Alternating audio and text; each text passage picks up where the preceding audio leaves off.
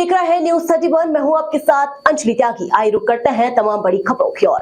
Bhopal police commissioner Harinarayan Chari Mishra ने मंगलवार को पुलिस अधिकारियों से शांति समिति और डीजी संचालकों के साथ back to back meeting the.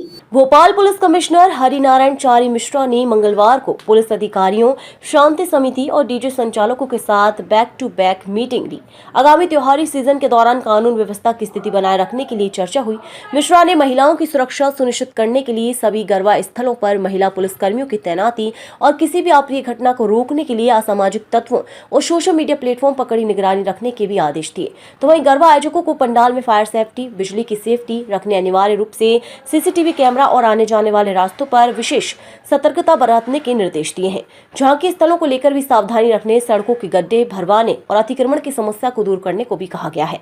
Police commissioner Durga Puja और नवरात्रि से पहले शांति और सुरक्षा स्थिति की समीक्षा करने के लिए बैठक कर रहे थे।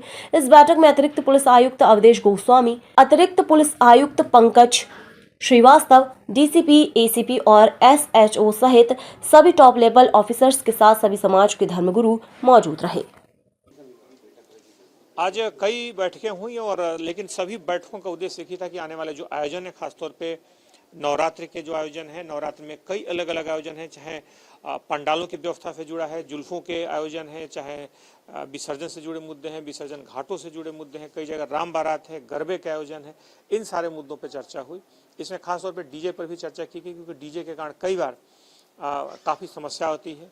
उन मुद्दों पर सभी डीजे संचालकों को इसमें खासतौर पर उनके खिलाफ प्रतिहत्मक कार्रवाई भी की जा रही है, उन्हें बाउंड ओवर किया जा रहा है, ताकि एक जो निर्धारित मापदंड है उसको लेकर के पिछले दिनों शहर में खास तौर पे ध्वनि प्रदूषण को लेकर के एक बड़ा अभियान चलाया गया है। तो उसके जो भावनाएं हैं, खासतौर पे उसके पीछे जो मूल भाव है और किसी भी उत्सव में उल्लास उत्साह के साथ मनाया जाए, उस भावना के साथ चलता रहे, इसके लिए उसमें कार्रवाई की गई है। बाकी शांति समिति के जो सदस्य हैं उनके साथ इसमें चर्चा की गई। उनके जो स्थानीय स्तर पर जो मुद्दे थे उसमें जो कि बहुत सारे सभी सरकारी विभागों के भी हमारे साथी अधिकारी थे, तो उनके साथ इसमें चर्चा की गई है।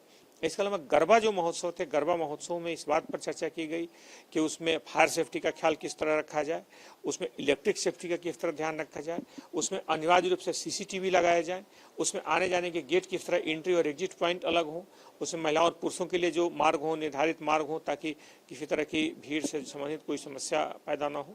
इन सारे मुद्दों पर विस्तार से चर्चा की गई।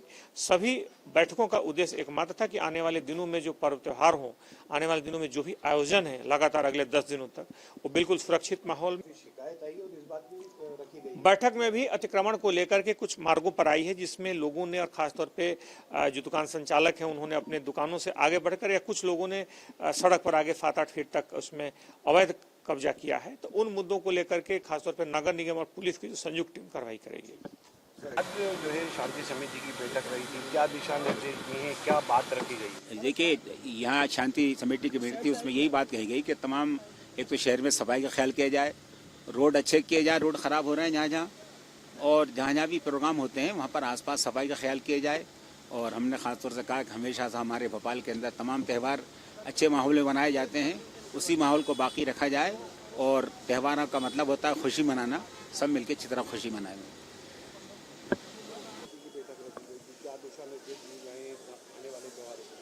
निश्चित तौर पर शांति समिति की बैठक आहूत की गई। शहर के सभी गणमान्य नागरिक यहाँ पर उपस्थित है, आयुक्त महोदय भी यहाँ पर उपस्थित है, कमिश्नर, पुलिस कमिश्नर, और हर बार की तरह इस बार भी चर्चा की, क्योंकि व्यवस्था हमेशा पुख्ता हमेशा की जाती। तैयारी को लेकर जनरल वे में सबसे बात की जाती है, क्या तैयारी करना चाहिए, क्या नहीं करना चाहिए। रोडों को लेकर नगर निगम के अधिकारी भी थे, उनको निर्देशित किया गया है कि जिस जगह पर झांकियाँ निकलना, मूर्तियाँ निकलना, हमारे रोडों के गड्ढे भरे जाएँ, लाइट सुव्यवस्थित करें, अगर बंद है उसको चालू करें, कहीं लीकेज है तो उसको बंद किया जाए।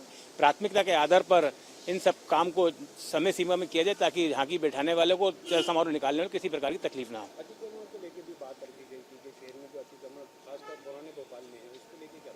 निश्चित तौर पर अतिक्रमण पर बात हुई, क्योंकि चौक बाजार के अंदर भी जल समारोह निकलता है, लोगों ने 10-10 फीट आगे अपने व्यापार को बढ़ा रखा है या किराए पे दे रखा है। लेकिन मेरे को यहाँ तक लगता है कि अतिक्रमण व्यापार से नहीं बढ़ा हुआ है।